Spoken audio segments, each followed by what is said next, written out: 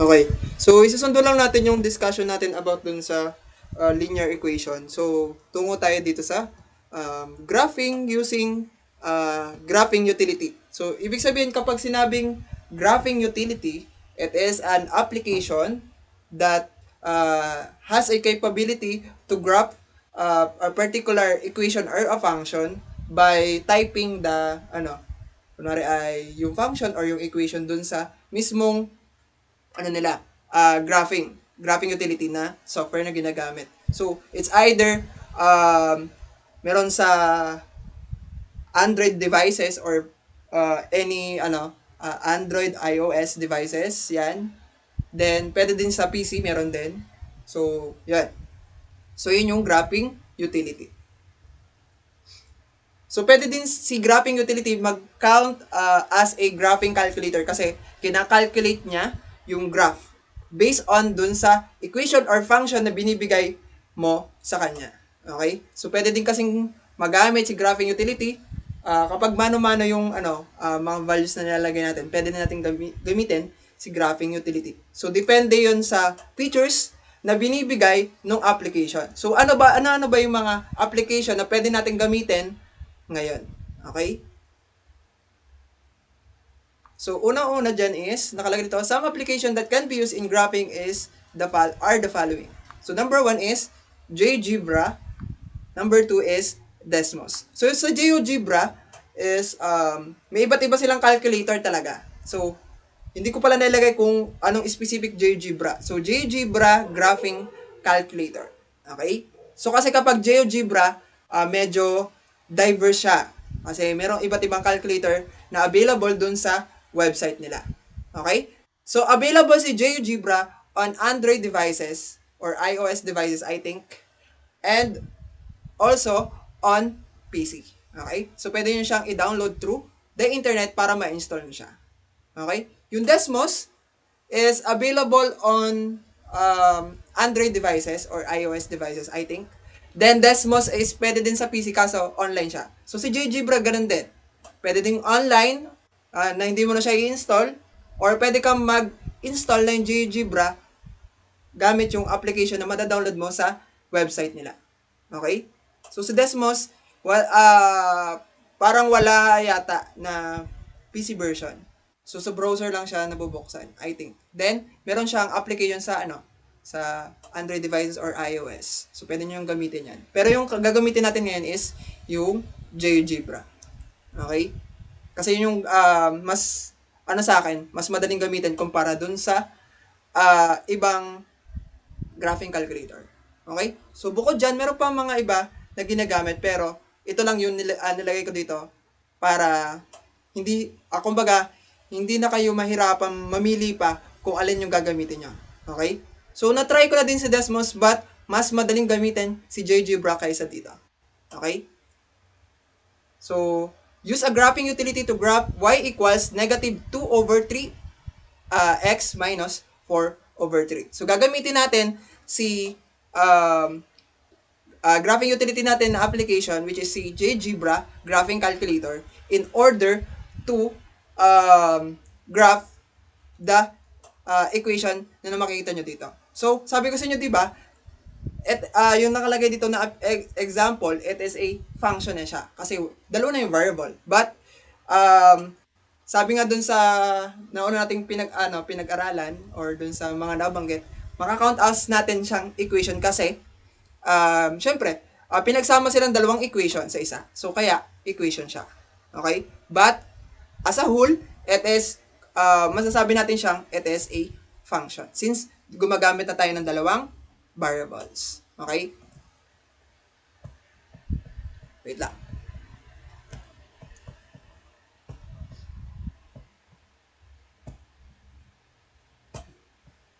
Okay. So, ipapakita ko sa inyo kung saan nyo pwedeng download yung GeoGebra. Wait lang. Lapin ko lang yung download. Okay. Ito.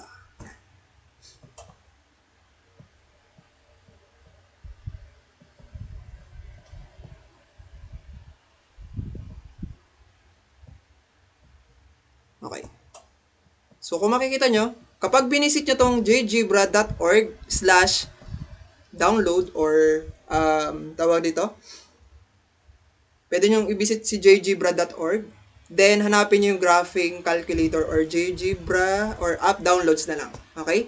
So, sa app downloads, makikita nyo yung iba't ibang calculator. So, may iba't iba silang gamit. Depende kung ano yung kinakailangan nyo. Okay? Meron silang para sa geometry. Then, meron din ditong sa spreadsheet, probability. Yan, 3D calculator, graph, 3D functions. Yan, mga ganyan. Pero, ang ginagamit natin is itong graphing calculator. Yan. So, GBra. So, nakalagay ito, free offline GBra apps for iOS, Android, Windows, Mac, Chromebook, and Linux. So, available siya sa halos lahat ng platforms. Okay? So, para makapag-install kayo, download nyo lang to. Yan. So, download. Yan. So, malit lang naman ang installer nito. So, ano lang. Ilang MB ba to? So, 94 MB siguro. 94 MB. So, kung kita nyo yung window, so hindi pala kita. Okay.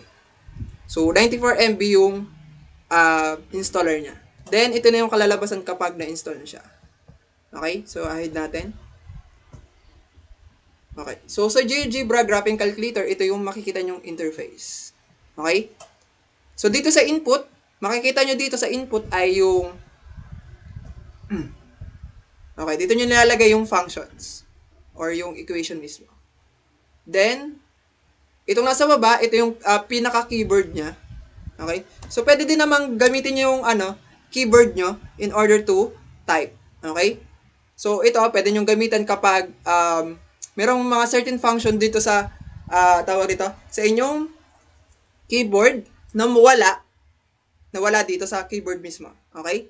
So, gagamitin nyo lang to kapag nahihirapan na kayo maglagay ng mga exponents, gagawin yung fraction, or something like that. Pero may mga shortcut naman kasi in order to make a, kunwari, yung 1/2, paano nyo gagawin fraction dito sa GeoGebra. So, yan. So, tatlo ito. So, algebra. Kapag algebra, pag pinindot yung algebra, ayan, syempre, dito nyo i-input, dito kayo mag-i-input ng mga function. Sa tools, pwede kayong maglagay dito ng points. Yan, kung kita. Yung nakalagay dito mga label, pwede nyo lagyan. Yan. Line segment, yan. Pero kapag kasi, nalagay nyo dito sa algebra, nalagay nyo na dito, pag pinaras nyo yung input, nilagay nyo na yung function dito, automatic mag-graph na siya. Okay? Then, meron dito table of values, pwede kayong maglagay dito. Kapag nakapag-input na kayo dito ng function. Okay? So, yan. So, gagawin daw natin, i-graph daw natin sino nga daw i-graph natin based on dun sa PowerPoint presentation natin. So, using a graphing utility to graph the equation y equals, or use the graphing calculator to graph the equation y equals negative 2/3x minus 4/3. Okay? So, ang gagawin natin dito, pwede natin gawin is, tanggalin na natin yung y. Kasi, dito sa graphing calculator natin ng GeoGebra, he can, tawag dito, nadedetect niya agad na it is a function. So, ang gagawin mo na lang, ilalagay mo lang yung negative 2/3x minus 4/3. Okay? So, every functions or every equation na ilalagay mo dyan, so may label siya. Okay? So, may label siya. So, pwede mong pagsama-samahin yung isang or yung mga graphs or mga function or equation sa isang graph or sa isang Cartesian plane. So, tapos, nag-iiba-iba yung kulay niya. Depende sa, depende sa graph mo. Okay? So, nag-a-adjust na yung application. Then, may label na siya kasama. Okay? So, pakita ulit natin. So, gagawin daw natin is, okay. So, kung makapapansin nyo, itong makikita nyo dito, yung Cartesian plane natin, syempre, wala pa yung laman. Kasi, wala pang tayo nilalagay ng function. So, gagawin natin, maglalagay tayo ng function dito. So, ilagay natin sa input. So, ilalagay lang natin is yung, sabi ko sa inyo ay, yung y, tatanggalin muna natin. Tapos, ang ilalagay lang natin is negative 2/3x minus 4/3. Okay? So, ganito yung gagawin natin. So, negative 2 over 3.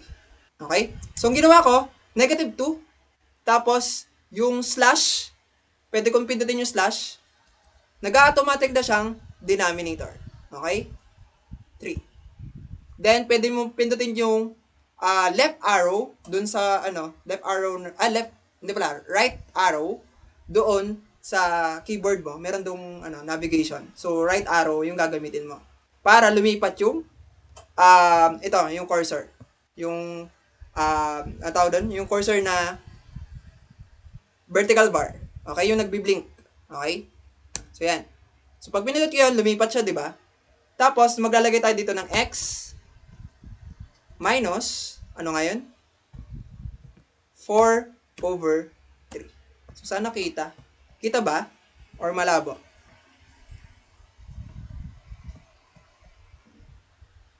Okay. So, kung mapapansin nyo, nung in-enter ko siya, nagkaroon siya dito ng f of x. So, ano ba yung f of x? Si y, pwede natin kasing i-convert into f of x, function of x. So, ibig sabihin, it is a kind of function or, ayan, function niya, tawag dyan. So, kaya naging f of x. Yung f is yung pangalan nung equation. Okay? So, kaya siya f. So, nag-iiba-iba yan, depende sa given natin. So, kapag nag-duplicate ako dito, ibig sabihin mag-iiba ng letter. So, pag nag-duplicate tayo, okay, tapos enter natin, naging g of x na siya. So, ibang graph na yan. Okay? So, delete muna natin. So, kung makapansin nyo, kapag natin to, pinindot natin yung algebra, automatic nag-close yung window. So, makapansin nyo, nag-graph na yung ating function. Then, meron tayong label, kung kita nyo dito, may label dito sa tabi na f. Pag pinindot natin tong graph na to, yan. So, pwede nating i-check yung settings. Okay? So, nakalagay dito is letter F. Tapos, yung definition is yung yun yung function. Okay? So, nakalagay dito, show label, show object, yan. Then, yan. So, pwede nyo lagay ng label kung yung name, kunwari, yung point, maglagay tayo ng point. Okay. Let me check. Paano ba yung maglagay ng point dito? Ayan. Tools. Wait lang. Wala tayo ng point. Ayan. Point. Okay. So, ang gagawin natin, i-align lang natin dito. Ayan.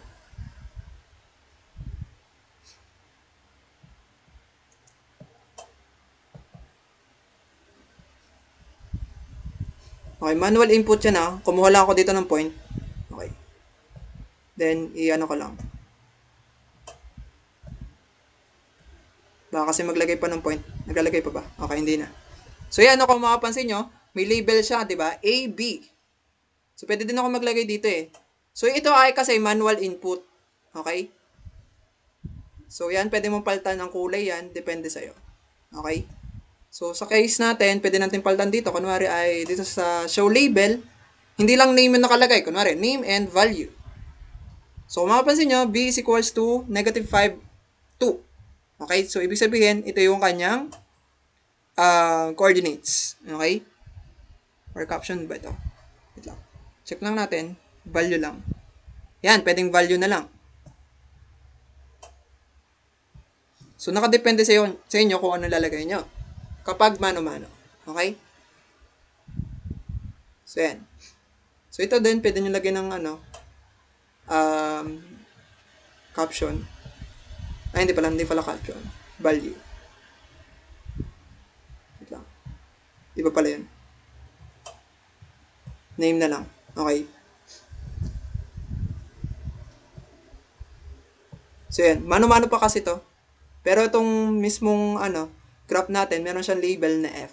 Pwede nyo palitan yan dito sa settings natin. Kapag dinouble click or pinress nyo yung line or yung graph natin. So, may nakalagay itong F. Yan. So, automatic na nag-graph na siya. Then, pwede mo itong delete kung depende sa'yo. Kasi pwede mo siyang palakihin yung size or hindi pala. Size ba yun? Ito ba yung size? Hindi pala yung size. Pero napapalaki ito ang alam ko.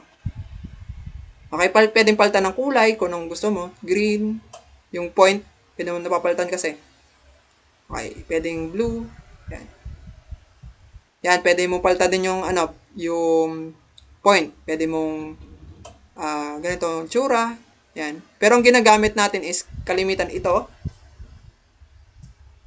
Ito. Yan. Dalawa lang yung ginagamit talaga natin dito. Pero kalimitan mong gagamitin ay ito, pwede din ito, or yung isa. Ito. Yan. So, yan. So, ganun lang. So, ganun lang yung sa GeoGebra. So, tapos nakalagay na dito yung mga points na nilagay ko. Kapag naglagay ako ng object dito, wait lang ha. Accept ko lang to.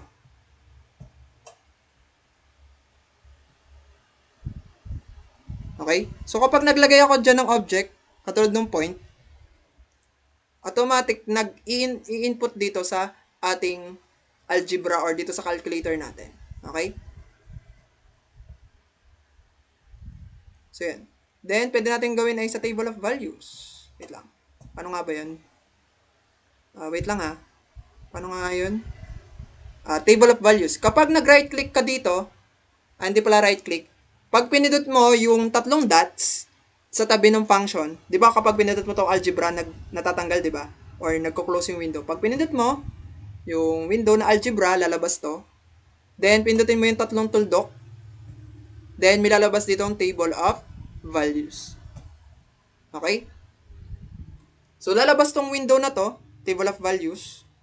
Then, isiset mo yung range nung ating ilalagay na values. For example, nakalagay dito, from negative 2 up to 2. So, ibig sabihin, negative 2, 1, 0, 1, 2. Okay? So, automatic magkikreate siya ng table of values based on dun sa function. Okay?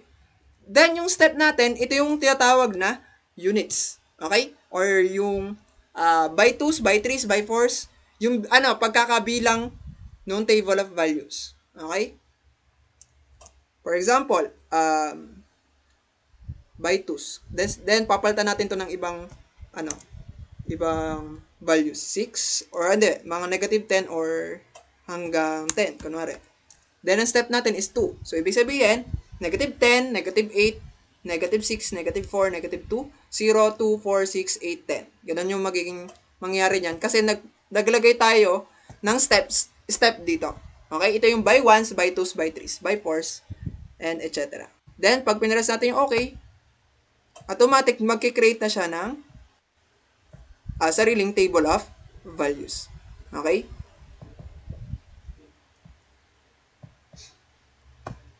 So, yan. So, nag-create na siya ng table of values. So, kung makapansin nyo, nung naglagay tayo ng table of values, nagkaroon agad na siya ng points. Okay? Kapag zoom out ko, yan o, kung makita nyo, nakalagay na yung points natin. So, yung mga points lang na nakalagay dun sa table of values natin, yun lang yung makikita natin. Okay? So, negative 10, check natin table of values. So, nakalagay dito, negative 10, 5.3333. Okay. Ibig sabihin, yung ating sagot dito, it is a fraction, tapos, siya ay repeating decimal. Okay? At ito din, si 2.666667. So, naka-round off siya from 1, 2, 3, 4, 5, 6, 7, 8, 9, 10, 11, 12, 13. 13, decimal places. Yun. Wait lang Meron ditong case na pwede mo siyang i-round off into, wait lang, hanapin natin. Hanapin ko lang guys. May settings ba yun? Okay, check natin May check lang ako guys yung merong feature kasi dito na na napapalitan yung or nararound off yung given na table of values. So, hanapin ko lang. Okay, X ko lang to. Algebra, table of values. Dito ba yun? Edit. Okay naman yun. Wait lang. Hanapin lang natin yung tools. Saan ba yun?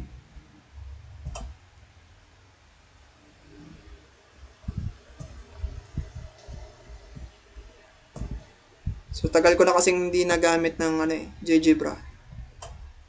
Yan. So, nakalagay dito sa, pag pinuntahan nyo tong settings, dito ba yun? Okay. Hindi yan yung isa. Yung isa. Okay? Are, kita nyo yung tong, vertical, hindi pala vertical bar. Tatlong horizontal line sa taas. Yung katapat ng GeoGebra Graphing Calculator na label or yung title ng graphing calculator. So, katabi nun, meron tayo ditong lalabas na window. Then, may nakalagay ditong clear all, open, save, share, export image, download as, print preview, exam mode, setting, and sign in. Okay, sa sign in dito ha, meron ditong feature na pwede kayo mag-create ng account, then pwede nyo dun i-save. Or, pwede nyo i-save yung ginawa nyo na project dito sa PC. Okay? Then, pwede nyo buksan uli kapag pag gusto nyo pang edit ulit. Then, pwede ding export image. So, sa export image, magkikreate siya ng picture dito sa ating screen. Okay? Yung graph, gagawin niyang picture. Okay? So, punta tayo dito sa settings. So, kung gusto nyong i-round off yung given na table of values dito sa ating, sa ating graph, so, palitan mo lang dito sa rounding. Okay? So, then, ilagay natin siguro 4 decimal places. So, ito yung sinasabi ko sa inyo napapalitan ng font.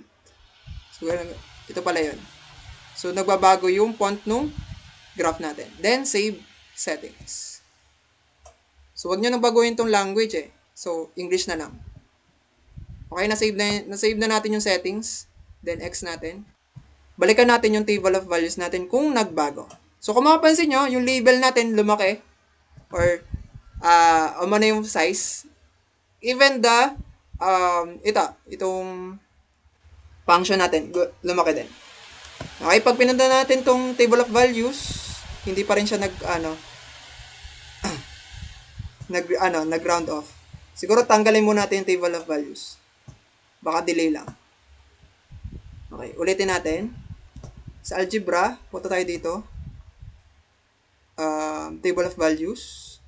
Then, negative 10 hanggang 10. So, tapos ang ginamit natin ay 2. Okay? So, yan. So, kung mapapansin nyo, naging 4 na siya. 4 decimal places yung lumabas. So, kailangan lang palang gawin is, i-delete mo muna yung columns kasi nag-update nga pala tayo ng settings. So, ibig sabihin, sa graphing calculator, nakapag-create na kasi siya ng table of values. So, tapos, nung naggawa ka ng table of values, hindi mo pala na-check sa settings kung ilang decimal places. So, hindi agad nag-update dito sa table of values. So, ang ginawa natin, dinelete na lang muna natin yung table of values, then binalik lang natin. So, naging 4 decimal places na siya. Okay? Ayan. So, meron ditong feature na undo and redo. Okay? So, yan.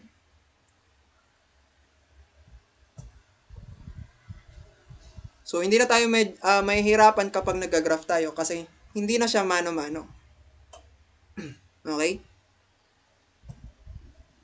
So, pwede mo itong delete. Yan. Delete ko na lang yung mano-mano kong points. So, makikita nyo dito yan sa tools. Okay? Then, pwede nyo ilagay yan, point. Pag pinindot yung point, kahit ilagay nyo dito, maglalagay yan dyan, di ba? Yan. Then, pwede nyo i-edit dito sa kanila. Okay, lang. Yan. Di ba naglagay ako dito ng point? Check nyo yung sa settings niya. Then, pwede nyo palitan yung definition niya or yung ordered pairs niya. Okay? Or yung coordinates.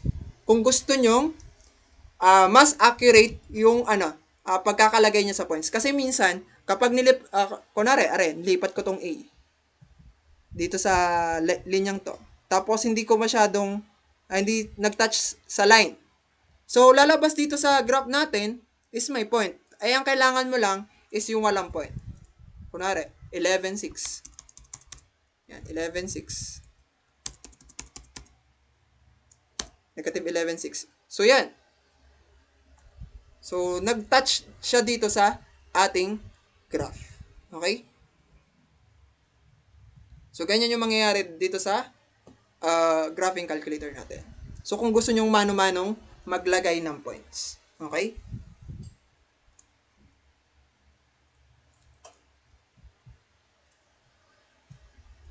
Then, nakalagay din dito sa settings yung show label. Kung gusto nyo makita yung name or yung label natin, kunwari A, tapos yung name and value para ipakita niya kung anong coordinates yung meron doon. Okay? Pwedeng value lang. So, kahit yung ordered first lang, okay na. So ito ay optional kung merong kung hinihingi ng problem, nalagyan pa siya ng label. Okay? Pero sa case natin, pwede naman natin i-change dito sa settings natin na value na lang yung lagay natin para hindi siya masyadong mahaba. Okay? So yan. So tanggalin na lang natin to gamit si delete na button dito sa ating keyboard. Okay. So balikan natin ulit yung algebra. Ito. So, delete nyo lang kapag gusto nyo, or pwede kayo mag-add dito ng another function. Kunwari ay 2x minus 7. So, kung mapapansin nyo, nag-iba yung letter, di ba? So, ibig sabihin, ibang function na yan. Kapag kasi naging letter F yan, baka ma-confuse yung ating graphing calculator. Okay? So, yan. So, 2x minus 7. So, delete lang natin to. So, pwede nyo gamitin yung, tawag dito, yung inyong keyboard kapag nagtatype kayo. Then, meron ditong option dito sa baba, yung mismong keyboard para, nawawala kasi minsan, so, pipindutin nyo pa yan. Okay? So, yan, may option dito, 1, 2, 3, for numbers, and also, kapag may mga square root, exponent, yan, pwede nyo tong gamitin. Kung kinakailangan ng mga symbol na yan. Okay? So, sa case natin, ang matik dyan, x, ang abscissa or si x natin is yung x natin mismo. Okay? Then yung y, syempre, f of x siya. Naging f of x. Okay? So, dalawa yung option nyo kapag division or mayroon kayong divide na gagawin or may over kayong gagawin. Kunwari, 1 divided by, pwede nyong pindutin tong divide symbol. Yan. Or yung sa keyboard natin, yung slash over 3. Okay. So, di ba nagkakaroon tayo ng automatic na win column or fraction bar dun sa fraction natin kapag nagtatype tayo. So, paano sir pag mixed number? Kunwari, 1 and 1 over 3. Wait lang. So, fraction muna. Then, so, gamit yung arrow keys nyo. Di ba mayroong right? Ito right. Meron pa isang left. Itong left. Yan. Then, yung up. Yan. Pwede nyo gamitin yan. Para may lipat nyo yung cursor na vertical bar. Yung nagbiblink sa, sa GeoGebra. Okay? So, pwede tayo maglagay dito. 1 over and 1 over 3. Yan. So, na-count as niya as 1/3 to kasi na-count as niya as ang tawag dito? Multiplication. So, dapat hindi pala ganun.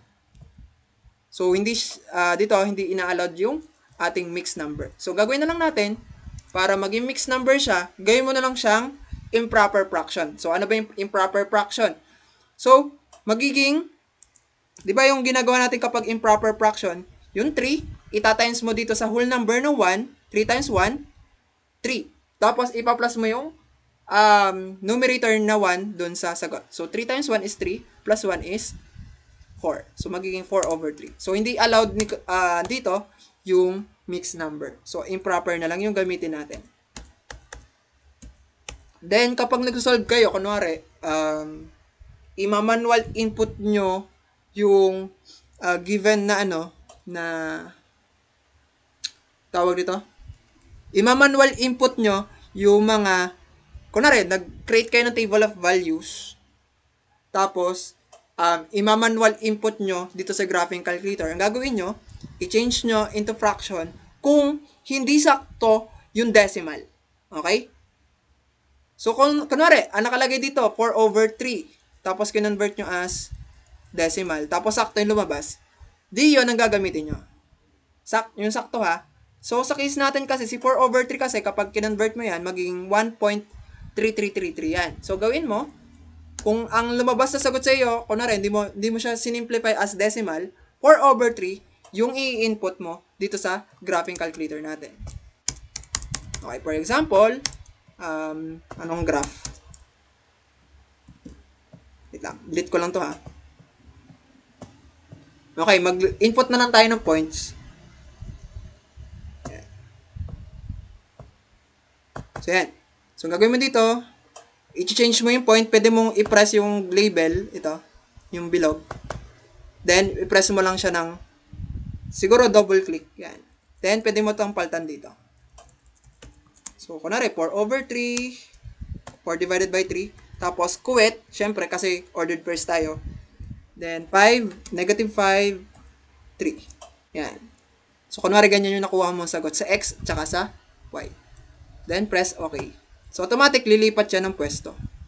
So, be careful lang, kasi, kapag pinress mo to, or hinold mo to, nagagalaw siya ng pwesto.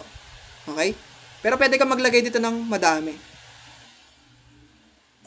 Yan o. Pag pinutin mo tong point, yan. Automatic, naglalagay na siya ng mga points. Ingat-ingat lang, baka magalaw yung mga points.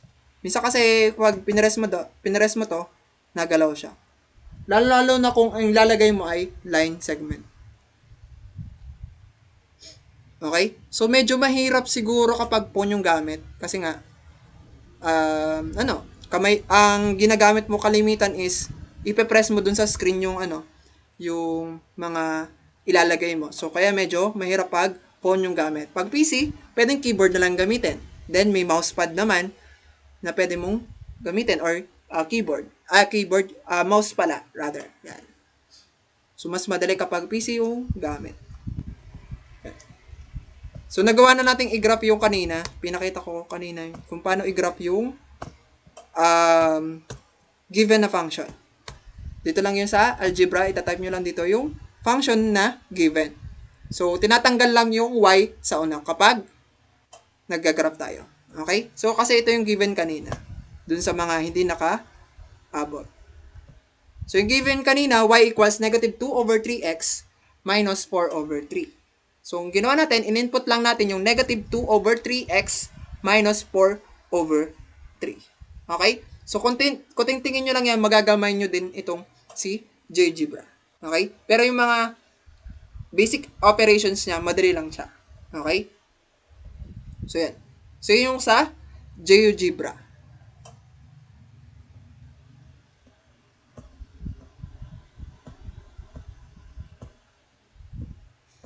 Okay. So, balik ulit tayo doon pala. Mayroon ako hindi nabanggit. Okay.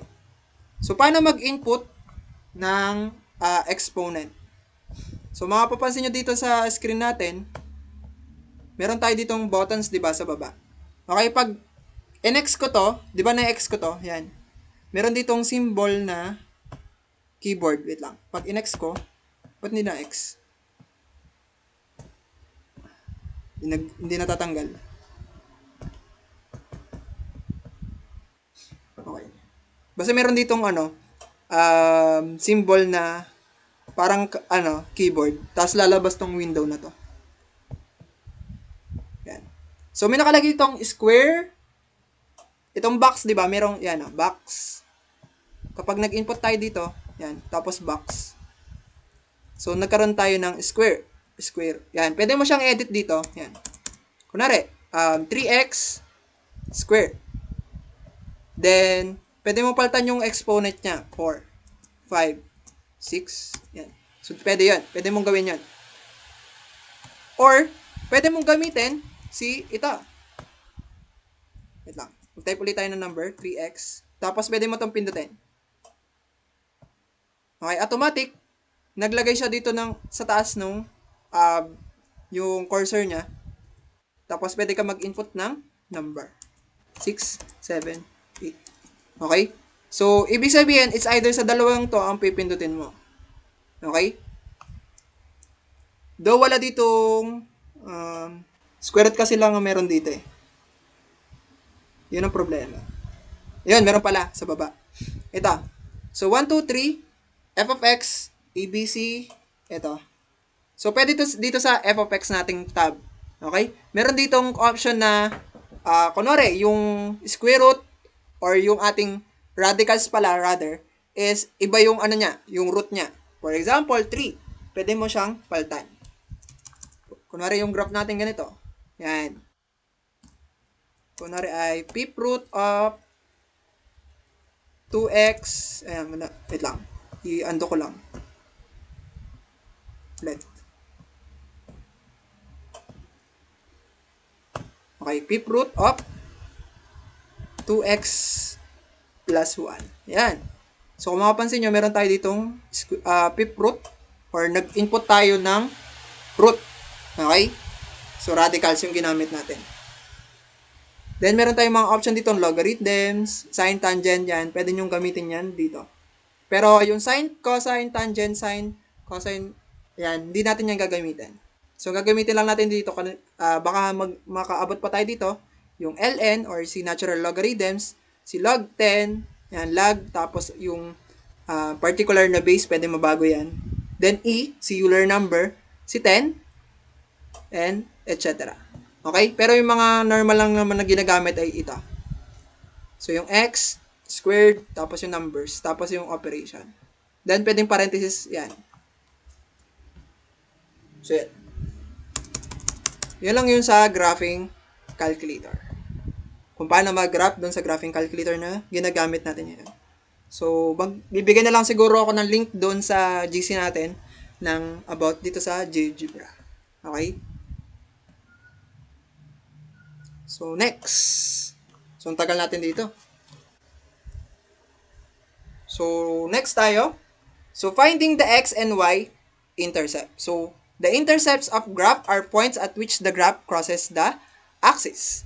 So, the x-intercept is the point at which the graph crosses the x-axis. At this point, the y-coordinate is 0. So, kung mapapansin nyo, kapag sinabing mga intercept sa graph, ito yung x and y intercept. Sila yung mga points na nagko-cross or tawag dito, nakalinya or matatagpuan dun sa mismong line ng ating x and y axis. Okay? So, dun natin matatagpuan yung mga intercept na yun. So, si x-intercept, matatagpuan siya sa x-axis. Okay? Or yung horizontal line, then may arrow sa magkabilang dulo. Okay? Then si y-intercept, siya yung vertical axis natin. Hindi pala, baliktad. Matatagpuan yung ating y-intercept sa vertical axis natin, which is si y-axis. So, doon nagko-cross or lumalapat yung point na yun. Okay? So, kapag x-intercept, yung y-coordinates natin or si ordinate natin or si y is equals to 0. Okay? So, pag hinahanap natin si x-intercept, ang gagawin natin, yung y natin gagawin natin siyang 0 or make the value of y equals to 0 para malaman natin kung ano yung magiging x-intercept niya. Next, the y-intercept, at this point, the x-coordinate is 0. Kapag nawa ang y-intercept, yung kanyang x-coordinate or si abscissa or si x niya ay equals sa 0 or yung value ng x natin is equals to 0. So, baliktad naman silang dalawa. Okay? So, madaling malaman kung ano yung x-intercept and y-intercept by using that clue, which is yung y-coordinate is equals to 0 or y equals 0 kapag x-intercept. Y-intercept, x equals to 0. Okay, so to determine the x-intercept, we set y equal to 0 and solve for x. So, tama yung sinabi ko kanina, nagagawin mo si y na 0 para makuha natin yung value ng x. Okay? So, similarly, to determine the y-intercept, we set x equals to 0 and solve for y. So, vice versa naman. So, pwede naman sa y naman, y-intercept, gagawin mong si x equals to 0 para makuha mo si y.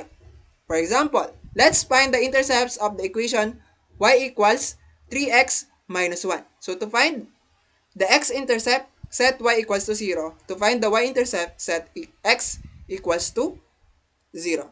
Okay? So, gamitin natin yung equation na yan in order to find the x and y intercept. Okay, tungo tayo dito sa board natin.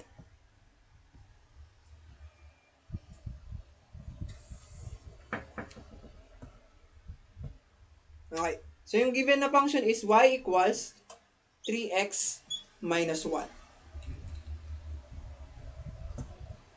So to find the x-intercept, so we need to make y equals 0. So, ibig sabihin, yung maging value ng y natin is 0. Okay, wait lang guys.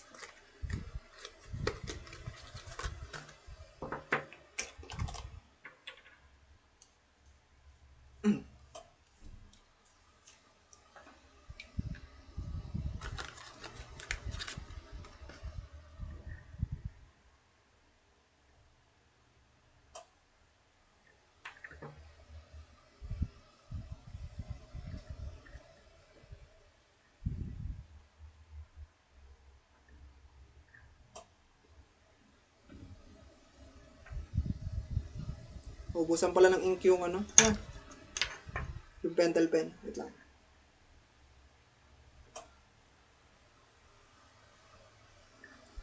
Ganito nangyayari sa pentel pen kapag hindi ginagamit. Natutuyo.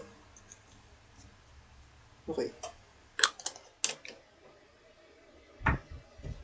So, yung ating y natin is equals to 0. So, sasubstitute lang natin.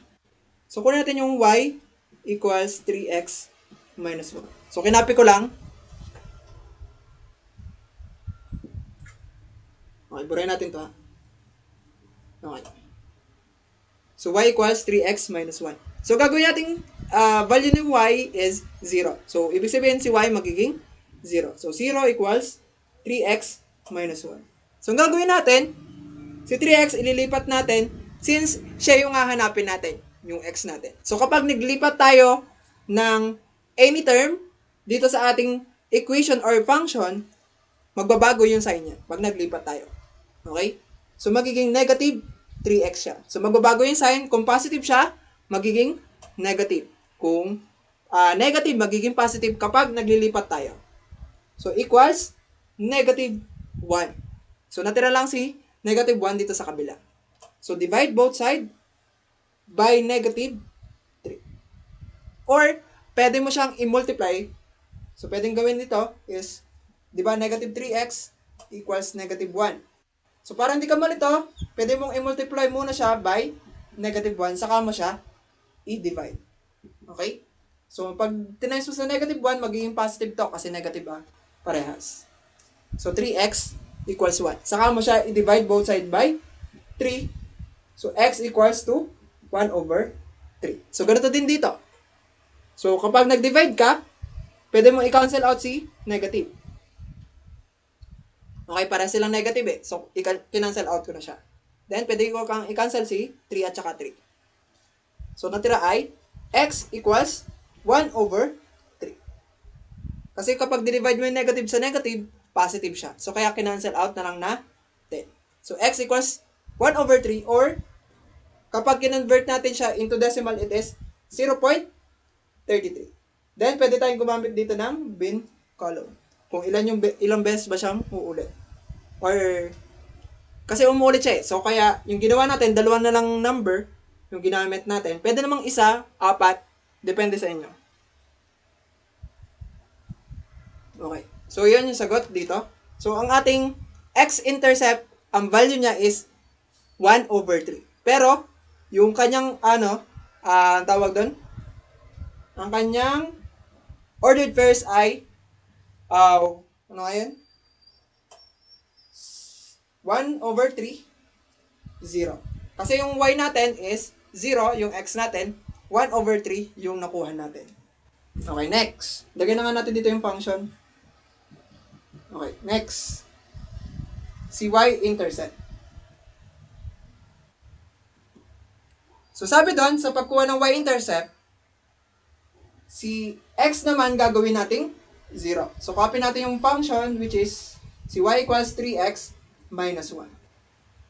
So, yung x natin gagawin natin siyang 0. So, 3 times 0 minus 1. So, gumamit ako dito ng parenthesis. So, y equals 3 times 0 minus 1. Okay, pwede natin palang tanggalin muna to. Sa dulo na lang. Okay, 3 times 0, 0. So, pwede natin hindi na siya isulat. Ang ilagay na lang natin dito is negative 1. So, y equals negative 1. So, lagyan ko lang ng box, guys. So, ito yung pinakita ko kanina, alternative solution to. Okay? So, y equals 1. Then, yung kanyang coordinates ay, or yung ordered pairs natin is 0, negative 1. Okay? So, yan. So, nakuha natin si x-intercept and y-intercept. Based on dun sa hinahanap natin sa given na equation. Or yung function mismo. Okay. So, pwede natin itong i-graph sa graphing calculator natin. Okay. So, try natin siyang i-graph doon sa graphing calculator. So, sa graphing calculator, sabi ko kanina, ang ilalagay mo lang is yung 3x minus 1 or yung expression na lang. So, 3x minus 1. Okay? So, check natin kung tama yung y-intercept niya.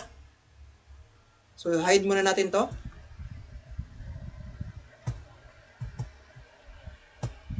Okay, pwede pala itong i-hide.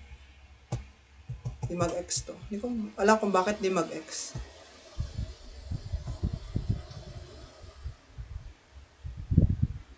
Wait lang guys Ano yun?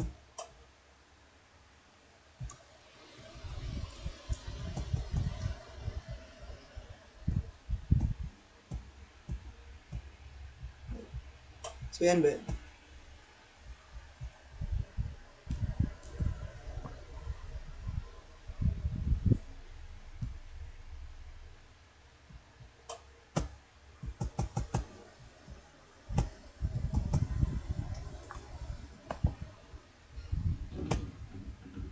Okay, wait lang. Check ko lang sa settings natin. Baka na sa settings to.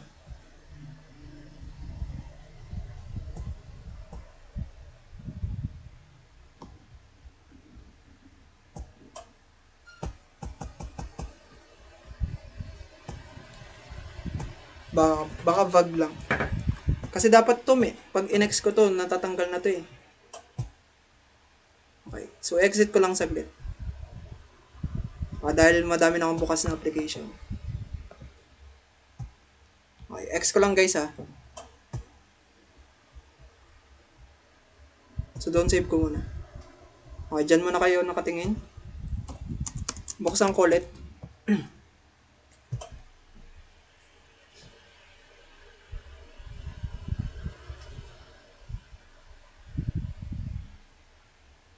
Okay, hintayin lang natin magbukas. So, basta yan, pagkuha ng x and y-intercept, simple lang. Okay? So, ulitin natin. Kapag x-intercept, y equals to 0 yung gagamitin natin. Kapag y-intercept naman, x equals to 0.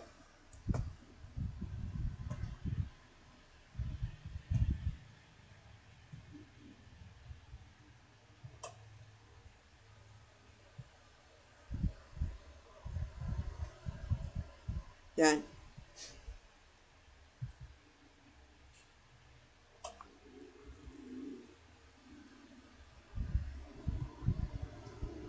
So, yan. Wala na yung keyboard. Kapag pinindot ko yung keyboard, saka siya lalabas. Pag in-X ko siya, mag-X siya. Yun. So, bug lang pala yun. Okay? So, ang lalagay natin kanina, ano nga yung equation? 3x minus 1. Then, kapag pinress natin yung enter, automatic naging function na siya. Okay? So, check natin yung x and y intercept. So, pindutin ko lang tong algebra. So, mag-hide siya. Then, pwede ko siyang i-full screen. Then, kapag pinress ko tong, hinold ko tong graph natin or yung Cartesian plane, nag-iibo siya.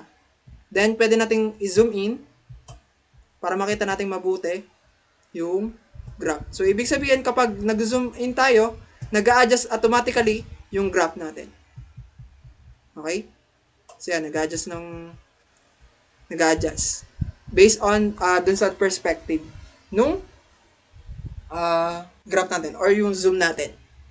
So kapag pinindot natin yung point na to, so 0, negative, 1. So tama yung solve natin sa y-intercept. Then sa x-intercept natin, so 0.3333, so 4 decimal places, so tama din. Kasi 1/3 yung x natin. Then 0.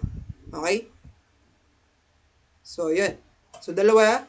So x-intercept itong 0.333 tapos 0. Tapos yung y-intercept natin, 0, negative. 1 yung vertical bar natin, siya nagko-cross. Okay? So, huwag kayong malilito ha. Okay. So, ganyan lang kapag nag-graph tayo sa GeoGebra.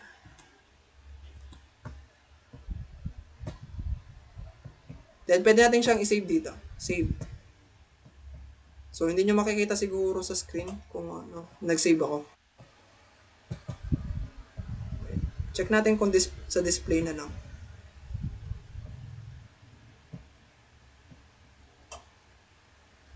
Okay, kahit hindi na, ito na lang. Yan. Kasi hindi nyo makikita yung sinisave ko eh. Wait lang.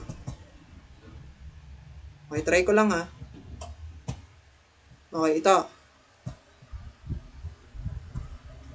Saan yung save? Wala. Okay, ito. Pindutin ko tong tatlong vertical bar, then save. Down.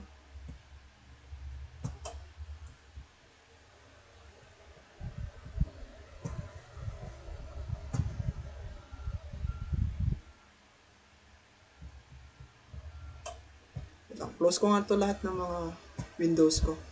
Baka hindi na gana ng ayos.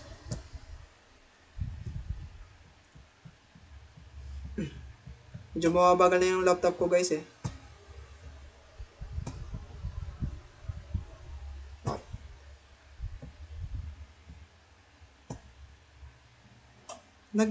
Nag-exit ng kanya. Ay, lumabas. Okay. Exit ko muna saglit. Nawala.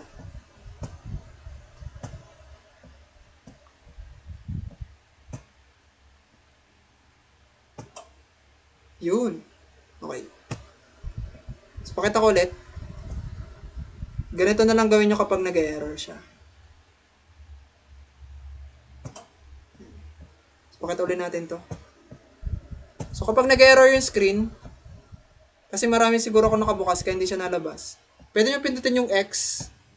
Dahil may lalabas dito na window na save or don't save. Yan. Pwede nyo palitan yung name. Kunwari ay graph 1. Then save. So siya ay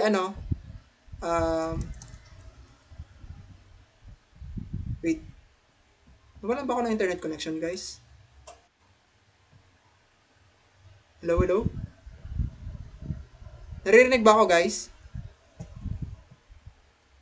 Okay. Yan, pwede natin palitan dito ng pangalan. So graphing 1. Then save. Nalabas kasi sa akin no internet connection ako. Okay. Then save. Okay? Then pwede nyo buksan dito sa open yung file na na sinave nyo. So pwede nyo pindutin is ito, yung folder icon sa tabi. Ito kasi nakalagay dito sa ito yung sa website. Okay? So kung wala kayong account, hindi nyo makikita dyan yung ginawa nyo. So makikita nyo dito sa file. Then, hanapin natin yung ginawa natin. So graphing, saan ba yun? Saan natin yung sinave? Wala ko kung saan nag-save. Ayun, sa desktop pala. Then, open. Okay, pwede natin don't save na to kasi nakasave naman. Okay, so nagbukas na yung graph natin. Ito na yun. Kung ito nga yun. Okay, ulitin na nga natin. sa desktop. Then, yung graphing 1. Okay, ito ngayon. So, yan. So, balik tayo dun sa ating discussion. Okay, sa lesson tayo. Ay, sa ano,